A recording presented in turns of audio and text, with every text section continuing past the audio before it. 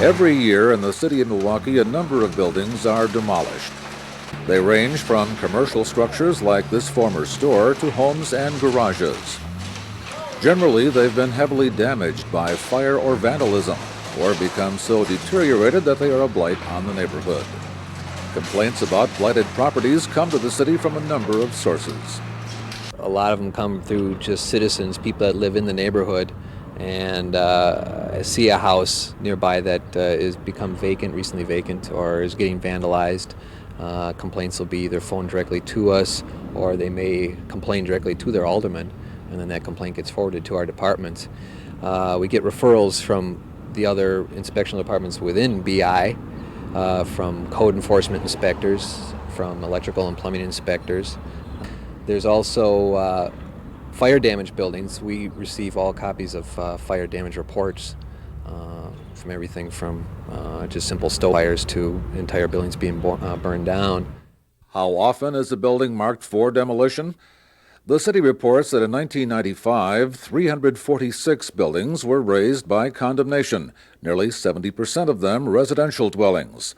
454 were razed voluntarily, most of them buildings other than housing units. While it's a serious problem, Milwaukee has fewer condemnations than many cities because of its aggressive code enforcement program. Generally, I like to see the building be rehabbed and repaired. I mean, that's an everybody win kind of situation. The owner has his building back and he's making money. The city is getting tax monies again, and the city doesn't need any more vacant lots than it already has. And I don't really look at it with an eye either way. I try to be as impartial as I can and just assess what I see. There are more than 250,000 dwelling units in Milwaukee, nearly 3 out of every 4 built before 1950. But not all of them are well preserved. Some are just plain eyesores. In order to get an idea of what goes into the inspection process, I joined an inspector recently for a trip through a home acquired by the city. The most obvious things, of course, are the windows themselves. Those really stand out. I'll look to see if the window units are broken out, if storm windows are missing, if the glazing has been smashed out of most of the sash. Those are some pretty expensive items to have to repair. Exterior doors, the siding on the building, gutters and downspouts, the roofing itself, the foundation wall, if it needs tuck pointing or if it's being pushed around somehow, that might need some repairs. Chimney also is something that has to be considered. Then you get into more minor things like the trim on the windows, the porches and their staircases and the guardrails and handrails leading up to them. On the inside, wall finishes, the ceilings and the walls, if there's peeling paint, if plaster is falling off. The floors themselves, if they're buckled or damaged in any way, or if the flooring, vinyl flooring is cracked and peeling away, those all need to be replaced. The interior doors that may be missing. You start getting into the kitchens and bathrooms, you look for sinks and faucets that might be missing. You check to see if the plumbing supply lines have been vandalized and removed. Count light fixtures, see how many fixtures still remain.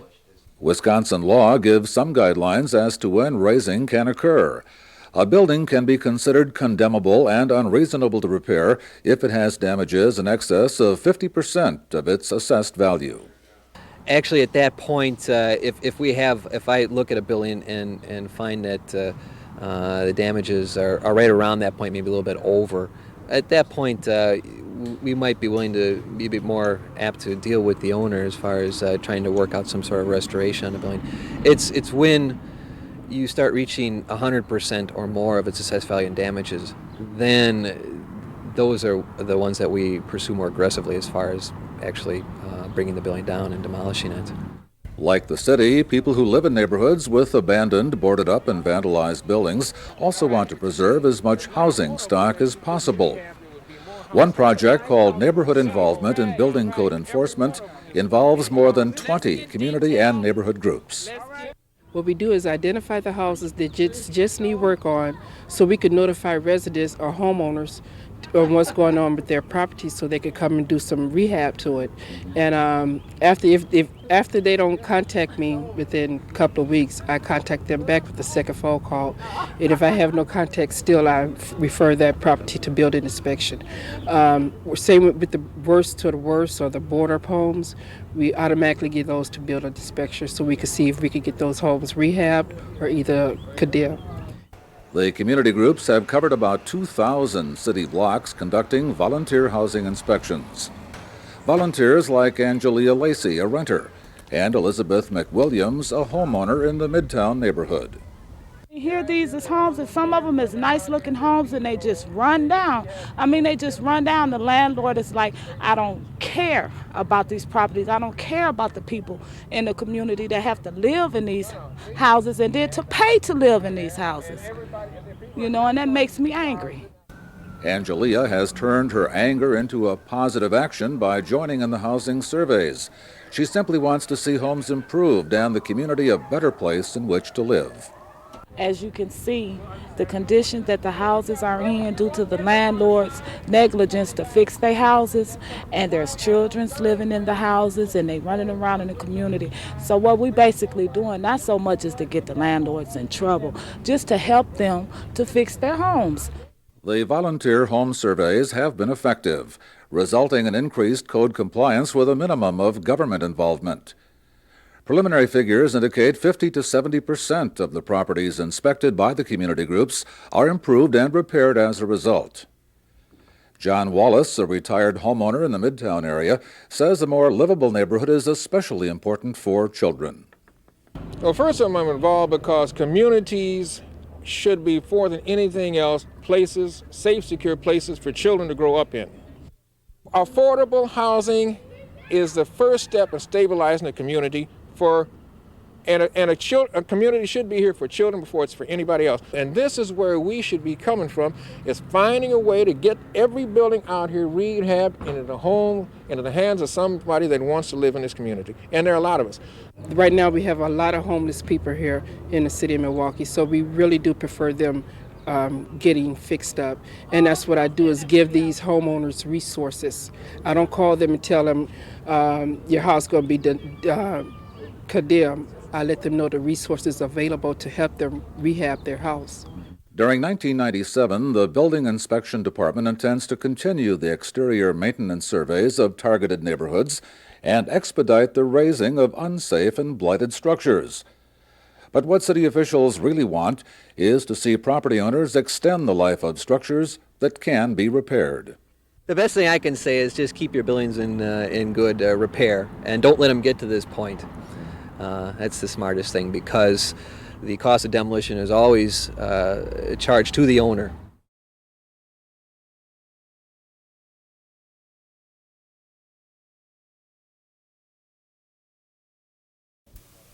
The Bureau of Laboratories in the Milwaukee Health Department is the largest public health reference lab in southeastern Wisconsin. It performs over 325,000 tests every year.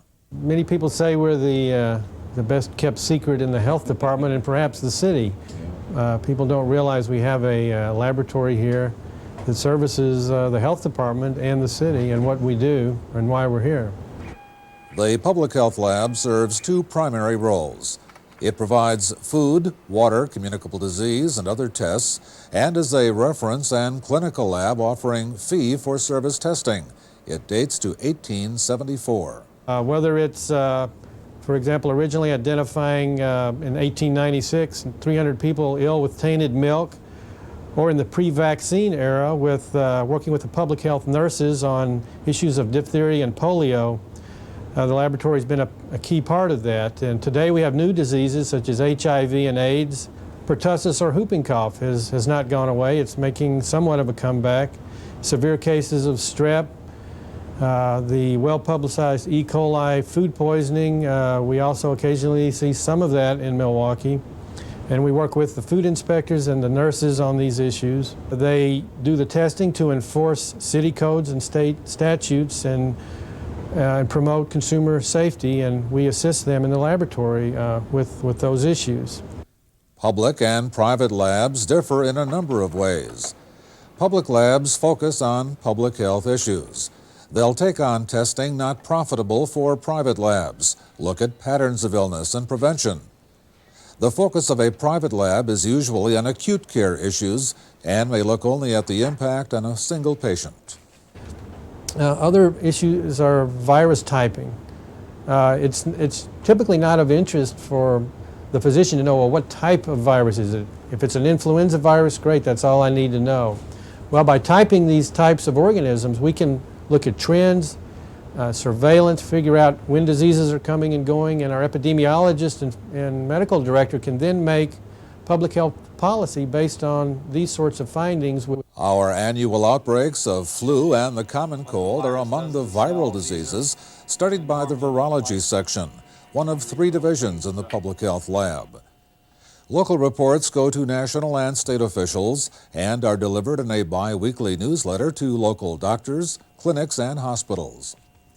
And influenza is important because it's probably the virus that is most easily spread throughout populations, and when you have a major influenza epidemic, you can have an increase in mortality among people that are aged or people at high-risk groups such as chronic lung or chronic cardiac disease.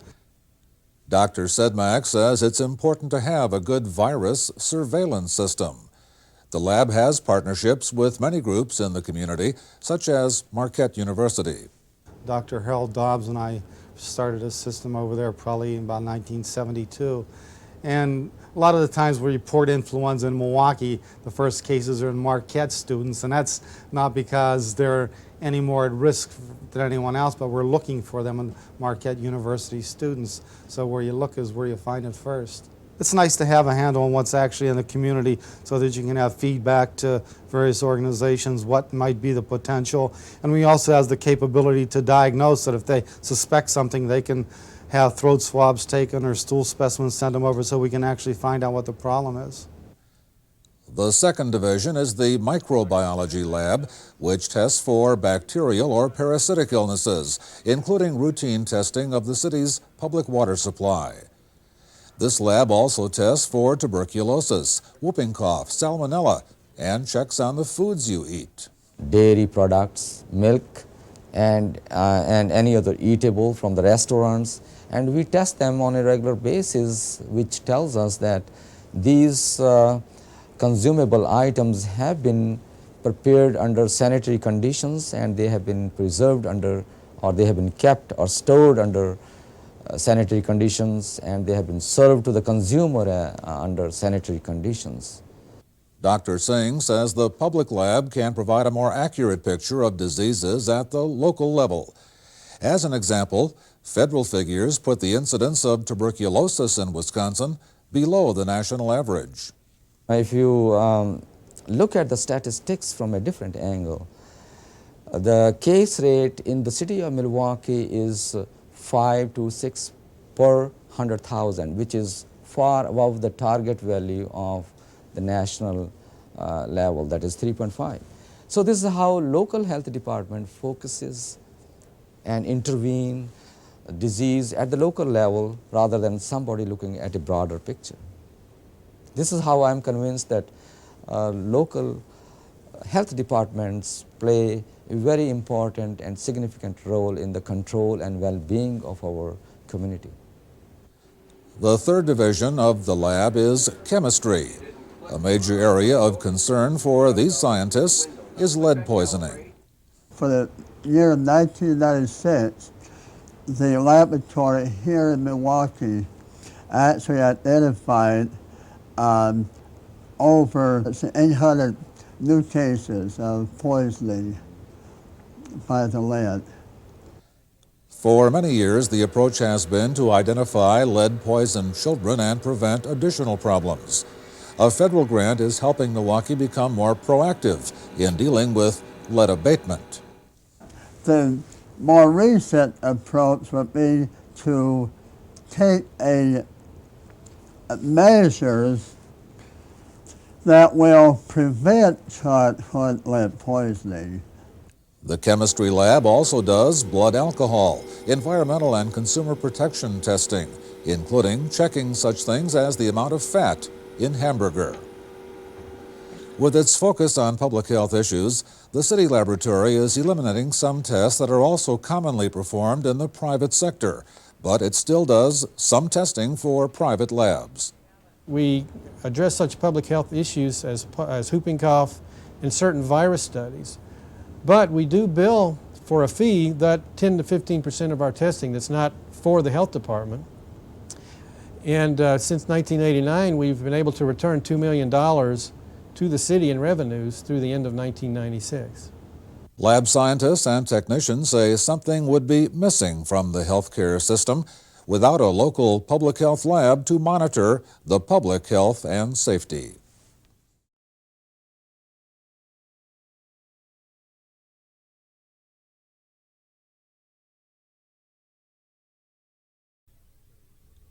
Nearly every fire department response carries with it the stress and tension of the emergency itself. But built into every run are other dangers that can add stress, including intersections controlled by traffic lights. Well, at times it can be scary, especially during rush hour times. I've pulled up to intersections where I have the red light and I have to stop and I see cars coming from the left, and the first one will see me and screech on his brakes, and then I've seen the one behind him not see and hit the first guy. And there's a chance for injury every time you go on a run.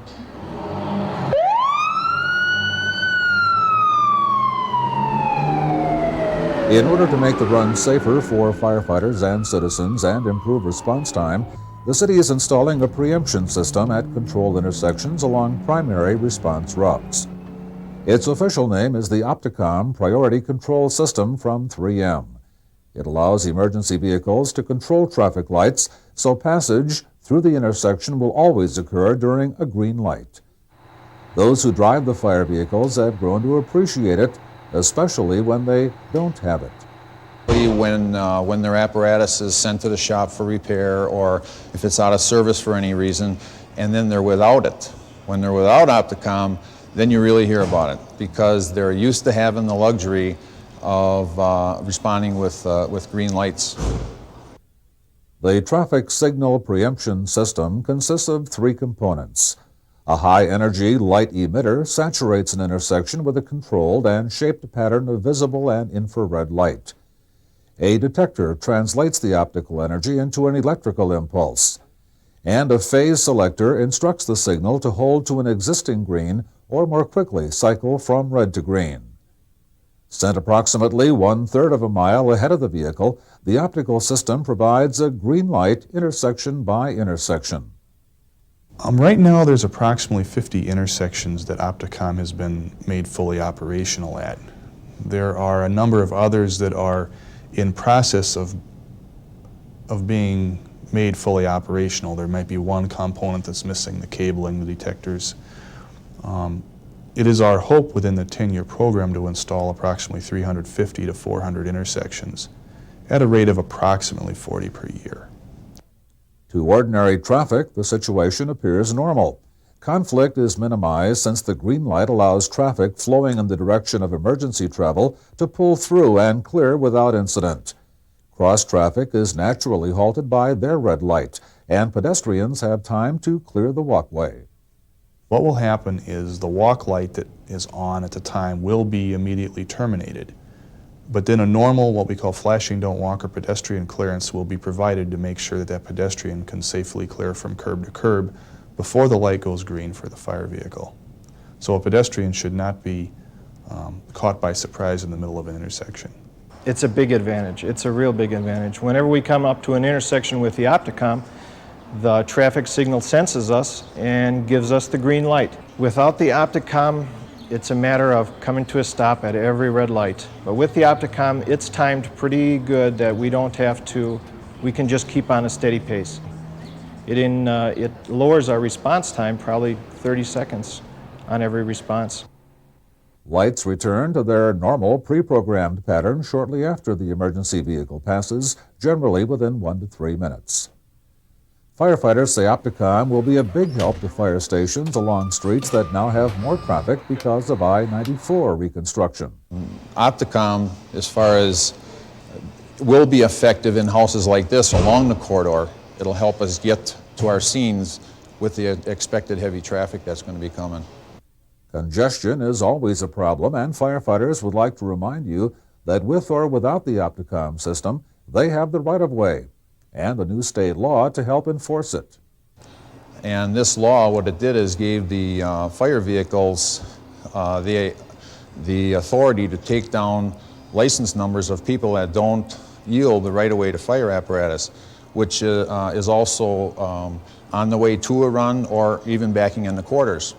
And then what we would do is give this license number over to the police, and the people can be ticketed. Those involved in the traffic signal preemption program say a slight interruption to cross traffic is about the only negative they've seen among many benefits. The positives in terms of reduced response time of a fire vehicle to an incident, that's almost incalculable. You can save someone's life if you can save, just say, possibly 1 minute. So if you've been wondering what these gadgets are that you see at intersections with traffic signals, now you know.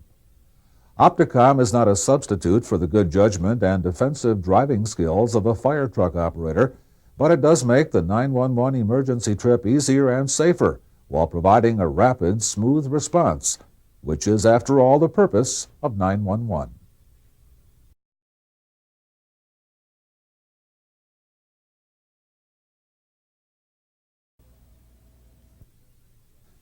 Many thousands of city records are stored in a large vault in the Zeidler Municipal Building.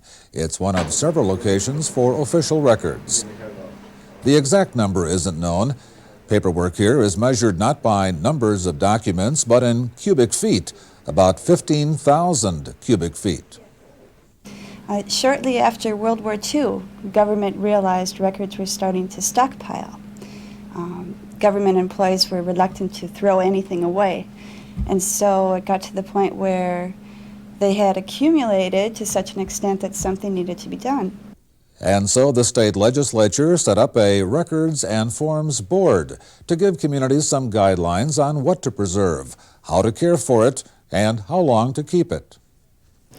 The state declared that all government records would have to be scheduled, which simply means that each record would have to be officially documented as far as what its purpose, its title, how long it would be kept, in what medium, and the manner in which it should be disposed of.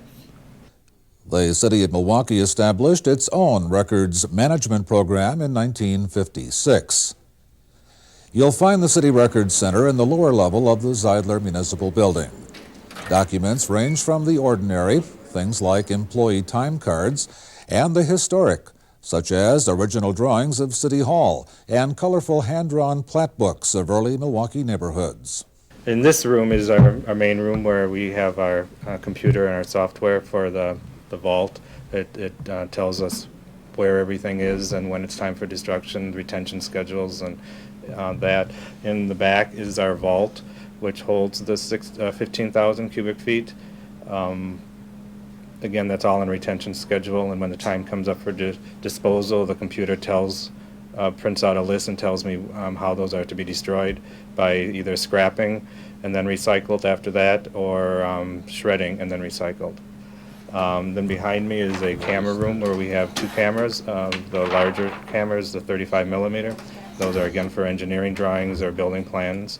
And in the other room we have two other types of cameras, a high-speed rotary camera, which films checks and time cards, and a planetary camera, 16 millimeter, which films, as an example, premises records, which again are permits for all the properties in the city of Milwaukee. The old plat books we had microfilmed about a year ago, and those are historic. They came from the maps and plats. Those are hand-drawn quarter sections.